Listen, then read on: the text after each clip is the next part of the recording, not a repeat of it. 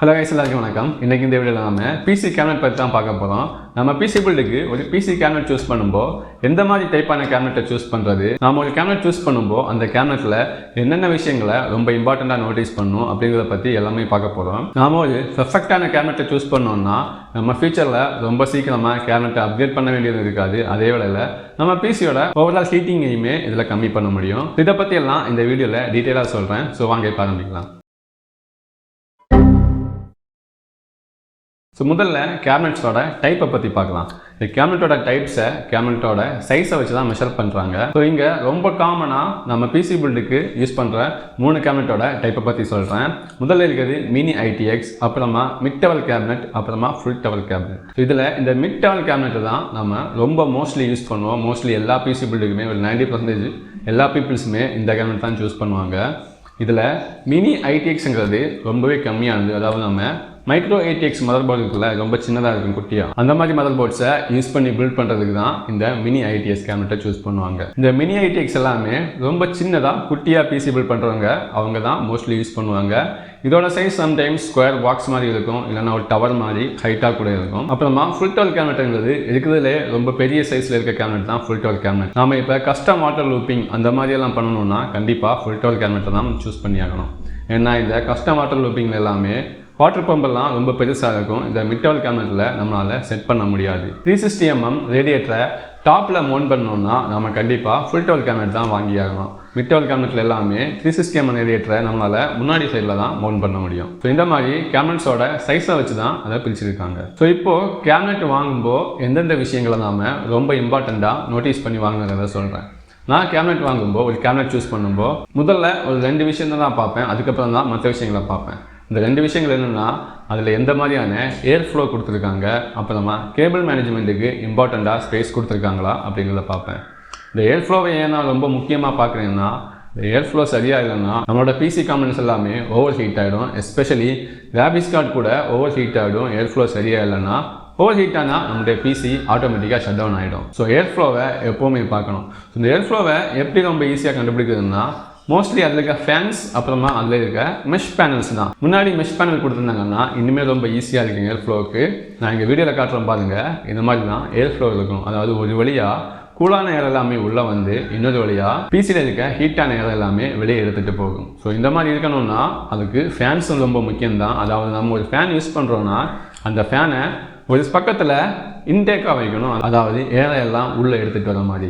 இன்னொரு பக்கத்தில் எக்ஸாஸ்டாக வைக்கணும், அதாவது உள்ளே இருக்க ஹீட்டான ஏரை அப்படியே வெளியே எடுத்துகிட்டு போகிற மாதிரி. மோஸ்ட்லி இதுக்கு ரொம்ப எஃபெக்டிவான வே என்னன்னா, முன்னாடி இன்டாக்ட் ஃபேனும் பின்னாடி எக்ஸாஸ்ட் ஃபேன் வைக்கிறது தான். அப்போ தான் ஏர் ஃப்ளோ ரொம்ப கரெக்டாக இருக்கும். இதுவே சில பேர் நினைக்கலாம் நம்ம ஃபுல்லாக கூலான ஏரையை கொடுத்தா போதுமே அப்படின்னு. ஆனால் அப்படி பண்ணோன்னா பிசி ஓவர் ஹீட் ஆகிடும். ஏன்னா ஹீட்டான ஏரை வெளியே எடுத்துகிட்டு போக முடியாது. எஸ்பெஷலி நம்ம கிராஃபிக்ஸ் கார்டில் ஹீட் சிங் எல்லாம் இருக்கும், அதுலேருந்து அந்த எக்ஸாஸ்ட் வழியாக அதுவே ஆட்டோமேட்டிக்காக ஹீட்டான ஏரை எல்லாம் வெளியே தள்ளிட்டு இருக்கும். ஸோ அந்த ஹீட்டான ஏரெல்லாம் நம்ம பிசி கேபினட்லேருந்து வெளியே எடுத்துகிட்டு போகணும். ஸோ அதுக்கு நம்ம கண்டிப்பாக எக்ஸாஸ்ட் ஃபேன் வச்சு தான் ஆகணும். அப்புறமா சில பேர் ஃபுல்லாக எல்லா ஃபேனையுமே எக்ஸாஸ்ட் ஃபேனாக வைப்பாங்க, அதாவது இதுக்கு எல்லா ஹீட்டான ஏரையுமே வெளியே எடுத்துகிட்டு போவாங்க. அப்படியும் பண்ணக்கூடாது. ஏன்னா அப்படி பண்ணாலும் ஹீட்டான ஏர் வெளியே போகும் தான், ஆனால் காம்பனன்ட்ஸுக்கு கூலான ஏர் எங்கேருந்துமே வராது. ஸோ எப்போவுமே அப்படியும் பண்ணக்கூடாது. சரியான வே என்னென்னா, ஒரு வழியாக கூலான ஏர் வருதுன்னா இன்னொரு வழியாக ஹீட்டான ஏர் வெளியே போய் தான் ஆகணும். ஸோ அதுக்கேற்ற மாதிரி உங்களோட ஃபேன்ஸை செட்டப் பண்ணணும். நீங்கள் ரொம்ப சீப்பாக ஒரு கேபினட் சூஸ் பண்ணும்போது அதில் ஃபேன்ஸ் நிறைய இருக்கலாம், ஃபேன்ஸியாக பார்க்கறதுக்கு நல்லா இருக்கும், RGB எல்லாமே. நான் அந்த ஃபேனை எந்த மாதிரி மவுண்ட் பண்ணியிருக்காங்கன்னு பார்க்கணும். அதாவது இன்டாக்டாகவும் எக்ஸாஸ்டாகவும் நல்ல மேனுஃபேக்சர்ஸ் எல்லாமே அவங்களே மென்ஷன் பண்ணியிருப்பாங்க, நாங்கள் இங்கே ஒரு இன்டாக்ட் ஃபேன் வச்சுருக்கோம், இங்கே ஒரு எக்ஸாஸ்ட் ஃபேன் வச்சுருக்கோம்னு. ஸோ அந்த மாதிரி எப்போவுமே பார்த்து வாங்குங்க. அப்புறமா கேபிள் மேனேஜ்மெண்ட்டுக்கு அவங்க சரியான அந்த ஹோல்ஸ் எல்லாம் கொடுத்துருக்காங்கன்னு பார்க்கணும். அப்போ தான் நம்ம பிசி பில்ட் பார்க்கறதுக்கு ரொம்ப நீட்டாக இருக்கும். நம்ம தாழ்மையாக கேபிள் மேனேஜ்மெண்ட் பண்ணி வச்சோம்னா அந்த கேபிள்ஸில் எல்லாமே டஸ்ட்டு வந்து அங்கேயே செட்டில் ஆகிடும். அது கூட நம்ம ஹார்ட்வேர்ஸோட லைஃபை கம்மி பண்ணும். ஸோ கேபிள் மேனேஜ்மெண்ட்டும் பார்த்து வாங்குங்க. கொஞ்சம் எக்ஸ்பென்சிவான கேபினெட்டில் எல்லாமே இந்த கேபிள் மேனேஜ்மெண்ட் கொடுத்துருக்க ஹோல்ஸ்லேயுமே ரப்பர் பேடிங் கொடுத்துருப்பாங்க. அது பார்க்கறதுக்கு இன்னுமே நல்லாயிருக்கும். மோஸ்ட்லி ஃபுல் டவர் கேபினட் பார்த்தோம்னா அதில் அந்த மாதிரி ரப்பர் பேடிங் எல்லாம் கொடுத்துருப்பாங்க. ஸோ நான் மோஸ்ட்லி இந்த 2 விஷயம் தான் பார்ப்பேன், ஏர் ஃப்ளோ, அதில் இருக்க ஃபேன்ஸ், அப்புறமா கேபிள் மேனேஜ்மெண்ட். இதை தாண்டியுமே நம்ம சில விஷயங்களை பார்க்கணும், பார்த்து தான் வாங்கணும். அதாவது கிராஃபிக்ஸ் கார்டோட லென்த்தை பார்க்கணும். நம்மளுடைய கேபினெட்டில் நம்ம வாங்க போகிற கிராஃபிக்ஸ் கார்டு கரெக்டாக ஃபிட் ஆகுமான்னு பார்க்கணும். இந்த பிரச்சனை இப்போ தான் இருக்குது மோஸ்ட்லி. ஏன்னா RTX 40 சீரிஸ் AMDயோட 7900 XT இந்த மாதிரியான கிராஃபிக்ஸ் கார்டு எல்லாமே ரொம்பவே லெந்தாக இருக்கும். ஸோ நம்ம கேபினெட் வாங்கும்போது அந்த கேபினெட்டோட மேனுஃபேக்சரோட வெப்சைட்டில் போய் அவங்க கேபினெட்டுக்கு BGA லென்த் எவ்வளோ கொடுத்துருக்காங்கன்னு பார்க்கணும். அதே வேளையில் கிராஃபிக்ஸ் கார்டோட மேனுஃபேக்சர் சைட்டில் போய் அவங்க அந்த கிராஃபிக்ஸ் கார்டுக்கு எந்த அளவுக்கு லென்த் கொடுத்துருக்காங்கன்னு பார்க்கணும்.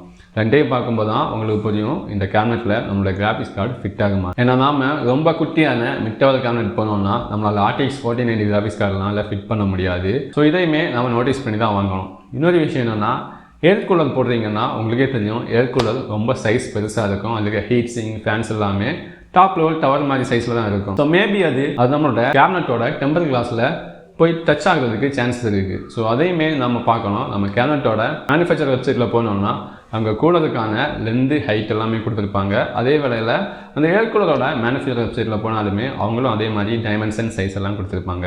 ஸோ அதையுமே பார்த்து வாங்கணும். ஸோ இது எல்லாமே ரொம்ப முக்கியமாக பார்க்க வேண்டிய விஷயம். இன்னொரு விஷயமும் நம்ம பார்க்க வேண்டியது இருக்குது. அதாவது இப்போ உள்ள மாடர்ன் மதர் போர்ட்ஸ்ல எல்லாம் எக்ஸாம்பிளுக்கு Z690, Z790, X670 இந்த மாதிரி மதர் போர்ட்ஸ் எல்லாமே டைப் சி போர்ட் வரும். அதாவது டைப் சி போர்ட் பின்னாடி வருது ஓகே தான், நம்ம பின்னாடி IO போர்ட் வழியாக யூஸ் பண்ண முடியும். அது முன்னாடி வருதுன்னா அதுக்கு கண்டிப்பாக நாம அதுக்கான ரைட்டான கேபினெட்டை சூஸ் பண்ணி தான் இருக்கணும். அதாவது முன்னாடி உங்களுக்கு டைப் சி போர்ட் கொடுத்துருக்காங்க, அதாவது மதர் போர்ட்லேருந்து டேரெக்டாக USB மாதிரி.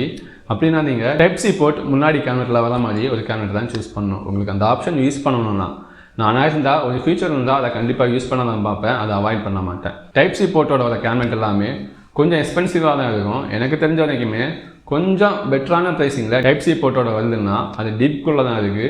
டீப்குள்ளோட 550 அப்புறமா 560 CK. இந்த 560 CK உண்மையில் ஒரு சூப்பரான கேபினெட் தான். ஏர் ஃப்ளோ ஃபேன்ஸ் எல்லாமே ரொம்ப நல்லா இருக்கும். ஆனால் கொஞ்சம் எக்ஸ்பென்சிவாக இருக்கும். ஆல்மோஸ்ட் 7500 கிட்ட இதோட ப்ரைஸிங் இருக்குது. ஸோ எப்படியுமே டைப் சி முன்னாடி வர மாதிரி ஒரு PC பில்ட் பண்ணுறீங்கன்னா கண்டிப்பாக அந்த PC பில்ட் ஒரு எக்ஸ்பென்சிவான பில்டாக தான் இருக்கும். மினிமமாக ஒரு 1,50,000 இருக்கும். ஸோ அந்தளவுக்கு நீங்கள் PC பில்டுக்கு ஸ்பெண்ட் பண்ணுறீங்கன்னா கொஞ்சம் காசு எக்ஸ்ட்ராவாக கேபினெட்லையுமே ஸ்பெண்ட் பண்ணுறதுல தப்பு இல்லை. ஸோ கேபினெட் வாங்கும்போது இந்த விஷயங்களெல்லாம் நம்ம கண்டிப்பாக பார்த்து தான் வாங்கணும். ஸோ இப்போது அடுத்தது கேபினெட்டோட ப்ரைஸிங் தான். இதில் நான் 3 டைப்பான கேபினெட் சொல்லியிருந்தேன். ITX cabinet, mid tower cabinet, அப்புறமா ஃபுல் டவர் கேபினெட்.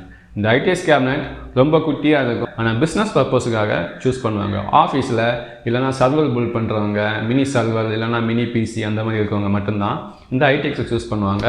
பர்சனலாக யூஸ் பண்ணுறவங்க மோஸ்ட்லி யூஸ் பண்ண மாட்டாங்க. அதனாலேயே இந்த கேபினெட் கொஞ்சம் எக்ஸ்பென்சிவாக தான் இருக்கும். இதோட ப்ரைஸிங் 2500 ஸ்டார்டிங்கில் இருக்குது. ஆனால் அந்த மாதிரி கேபினெட் வாங்கினோன்னா நமக்கு நிறையவே அதில் யூஸ் பண்ண முடியாது. அதாவது நிறைய ஃபீச்சர்ஸ் இல்லைன்னா நிறைய காம்பனன்ட்ஸை நம்மளால் யூஸ் பண்ண முடியாது. இதோட ப்ரைஸிங் 2500 ஸ்டார்ட் ஆகி அப் டு 30,000 அதுக்கு மேலேயும் கூட ITX கேபினெட் இருக்குது. அப்புறமா மோஸ்ட் காமனாக நாம் PC பில்டுக்கு யூஸ் பண்ணுற கேபினெட் தான் மிட் டவர் கேபினெட். இந்த மிட் டவர் கேபினெட் நாம் டெம்பர் கிளாஸ் இல்லாமல் வாங்கினோம்னா 1000 ரூபீஸில் கூட கிடைக்கும். 1000 கீழே கூட சில கேபினெட்ஸ் கிடைக்கும்.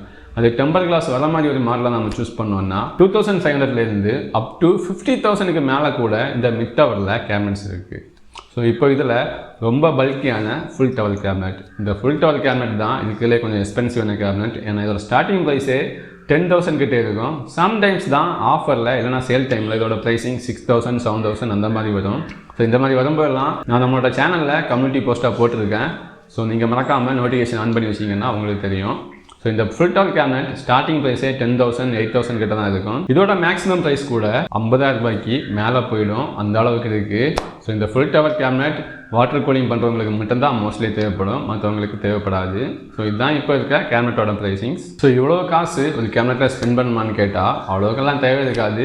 நீங்கள் வாட்டர் கூலிங் பண்ணுறதா இருந்தால் கூட ஒரு 50,000லேயே உங்களால் ஒரு நல்ல கேபினெட்டை சூஸ் பண்ண முடியும். ஸோ இதுக்கப்புறமா இன்னும் பல விதமான கேபினெட்ஸ் இருக்குது. அதாவது பார்க்குறதுக்கு ரொம்ப வித்தியாசமாக இருக்கும். பிரமிட் டைப்பில் இருக்கும், இல்லைனா சைபர் பங்க் டைப்பில் இருக்கும், இல்லைனா ஹெட்ஸோஜன் ஷேப், இல்லைனா ஃபுல்லாகவே ஓப்பனாக இருக்கும், இல்லைனா ஃபுல்லாக எல்லா சைடுமே கிளாஸ் பேனலில் கூட இருக்கும். ஸோ இந்த மாதிரி ரொம்ப டிஃப்ரெண்ட்டான கேபினெட் இருக்குது. இந்த மாதிரி கேபினெட்டை வாங்கும்போது தான் ரொம்ப டிஃபிகல்ட்டான விஷயம். ஏன்னா அதில் எல்லாமே ஏர் ஃப்ளோ அப்புறமா கிராஃபிக்ஸ் கார்டு போடுறது இதெல்லாமே டிஃபிகல்ட்டான டாஸ்க்காக இருக்கும். கேபிள் மேனேஜ்மெண்ட் பண்ணுறது கூட கொஞ்சம் கஷ்டமாக இருக்கும். ஸோ இந்த மாதிரி டிஃப்ரெண்ட்டாக கேபினெட் வாங்க போகிறேன் அப்படின்னு நினைக்கிறவங்க அதை வாங்குறதுக்கு முன்னாடி அதோட ஃபுல் ரிவ்யூ பாருங்கள். ஏன்னா அது பார்க்குறதுக்கு நல்லா இருக்கலாம், ஆனால் அதில் நிறைய விஷயங்கள் யூசபிலிட்டிக்கு கொஞ்சம் கஷ்டமாக இருக்கும். அந்த மாதிரி கேபினெட்ஸ் வாங்கும்போது கண்டிப்பாக நீங்கள் இன்னும் கேர்ஃபுல்லாக தான் வாங்கணும். ஸோ உங்களுக்கு இனிமேல் ஏதாவது டவுட்ஸ் இருந்துச்சுன்னா கமெண்ட்டில் கேளுங்க, இல்லைனா ஏதாவது வீடியோ மேக் பண்ணணும்னா கமெண்ட்டில் சொல்லுங்கள், கண்டிப்பாக நான் போடுறேன். ஸோ இந்த வீடியோ பிடிச்சிருந்தா லைக் பண்ணுங்கள், என்னோட சேனலை சப்ஸ்கிரைப் பண்ணுங்கள். தேங்க்யூ.